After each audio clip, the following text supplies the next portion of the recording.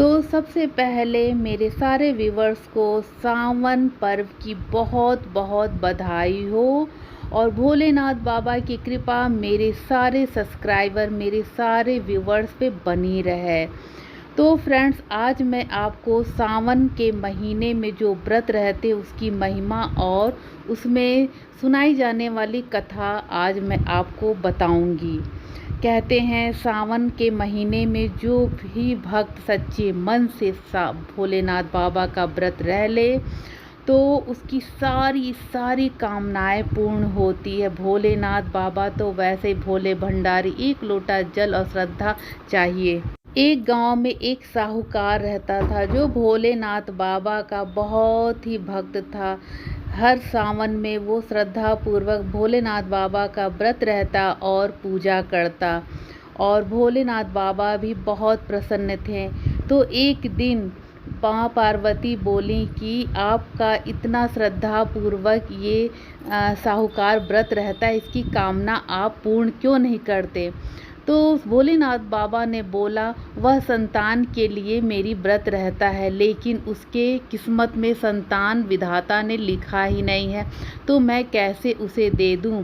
लेकिन साहूकार है, लेकिन उसका श्रद्धा भाव हमेशा भोलेनाथ बाबा पे बना रहता है। लेकिन एक दिन माँ पार्वती की जिद के वजह से, नहीं आप उसकी कामना पूर्ण करिए।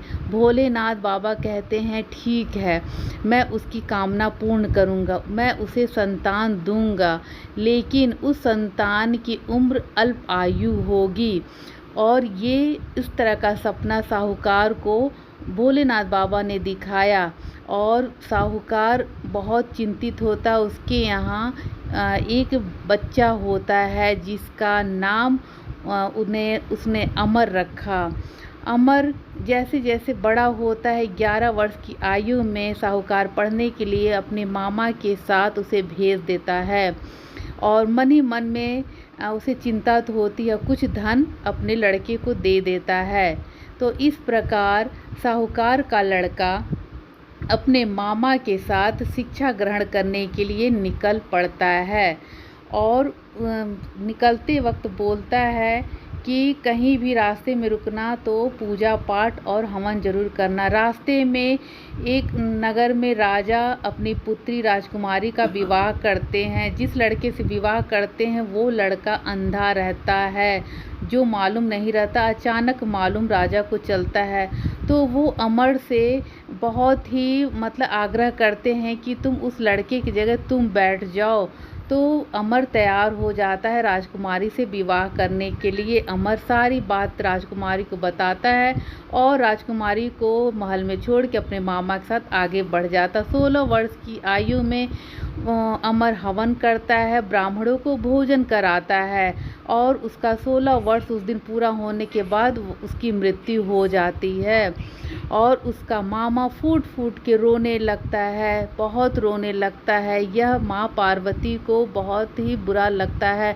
माँ पार्वती भोलेनाथ बाबा से प्रार्थना करती हैं कि आप उस साहूकार के लड़के की ज़िंदगी दे दीजिए, और क्योंकि उसने आपका श्रद्धा पूर्वक नित्य सावन व्रत हर एक नियम पालन किया है, आपका भक्त है, आपको उसके लड़के के प्राण वापस करने ही पड़ेंगे।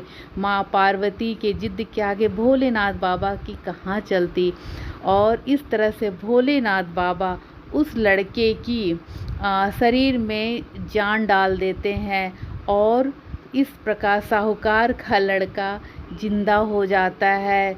इस तरह से भोलेनाथ बाबा की महिमा, असीम कृपा और साहूकार के व्रत श्रद्धा भाव की वजह से साहूकार का बेटा जीवित हो जाता है और वो राजकुमारी जाता है उस नगर में जहाँ उस राजकुमारी की शादी होती है। तो राजकुमारी को लेके वो अमर अपने घर आता है। इधर साहूकार चिंता होता, वो तो जानता ही 16 वर्ष की आयु में उसकी लड़की की मृत्यु हो गई होगी। ये सोच सोच के अंदर ही अंदर बहुत दुखी होता है। जब देखता है अपनी पत्नी से कहता है लग रहा है कोई आया, अरे वो बहुत खुश हो जाता है अपने लड़के अमर को जीवित देख के और साथ में उसकी नवविवाहिता पत्नी को देख के। तब उसने माना भोलेनाथ बाबा की असीम कृपा है। उसने हर हर महादेव करके भोलेनाथ बाबा को असीम कृपा जताई। और इस तरह से उसने जिस तरह से साहूकार का सपना पूरा हुआ, सारे भक्त का भोलेनाथ बाबा